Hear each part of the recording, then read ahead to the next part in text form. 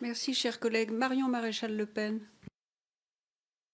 Merci Madame la Présidente, merci Monsieur le Ministre de votre présence. Vous avez commencé en parlant du CETA, en vous satisfaisant de cet accord. Nous aurons l'occasion d'en reparler maintenant qu'il est qualifié d'accord mixte devant les parlements et nous parlerons des conséquences lorsque nous verrons concrètement l'arrivée massive de produits agroalimentaires canadiens sur le marché avec toutes les conséquences malheureusement sur les prix et leur dépréciation.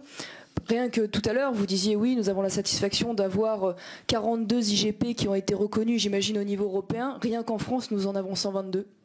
Malheureusement, nous sommes toujours très exigeants en ce qui concerne l'exception culturelle, donc c'est-à-dire le protectionnisme à l'égard des artistes, peut-être un peu moins lorsqu'il s'agit du protectionnisme à l'égard des agriculteurs, malheureusement. Pour rebondir également sur le TAFTA, la transparence dont vous parliez, pour laquelle vous vous êtes battu, je vous crois volontiers, reste aujourd'hui encore très très insatisfaisante. Vous le savez, nous avons des documents partiels en anglais, consultables dans des conditions extrêmement sécurisées. Nous n'avons pas l'autorisation de parler du détail d'ailleurs à nos concitoyens, de les informer. Donc honnêtement, je ne vois pas l'intérêt en l'état actuel des modalités.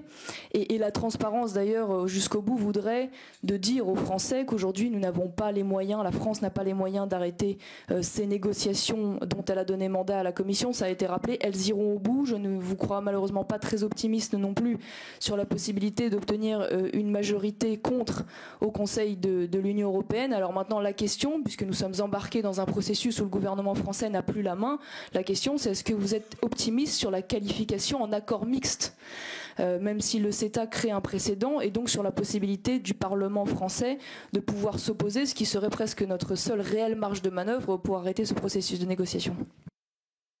Marie-Lou Marcel.